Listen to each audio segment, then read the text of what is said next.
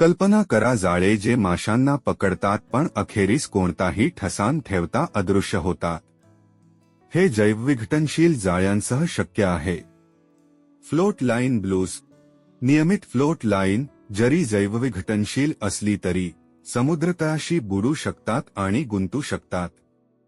Bioplastic आवृत्त्या पाण्यात पूर्णपणे विघटन करून हे समस्येचे निराकरण करतात. बायोप्लास्टिक्स 101. हे साहित्य वनस्पती किंवा रेशीम सारख्या प्रथिन स्रोतांपासून येतात. ते नियमित प्लास्टिकइतकेच मजबूत आणि लवचिक असतात, परंतु ते पर्यावरणास अनुकूल असतात. ते नैसर्गिकरित्या विघटित होतात. बायोलाईन घ्या, उदाहरणार्थ. हे PBS फायबर टिकाऊ आहे परंतु मायक्रोब्समुळे पाण्यात विघटित होते.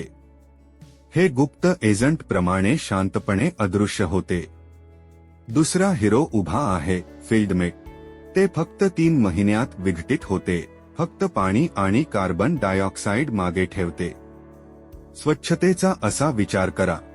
गोंधळलेल्या टाक्या विसरून जा, अल्ट्रासोनिक वेल्डिंगसह. हे क्रांतिकारक तंत्रज्ञान सुई आणि धागा वगळता साहित्य एकसंधपणे जोडण्यासाठी ध्वनी लहरींचा वापर करते. पण थांबा, अजून आहे.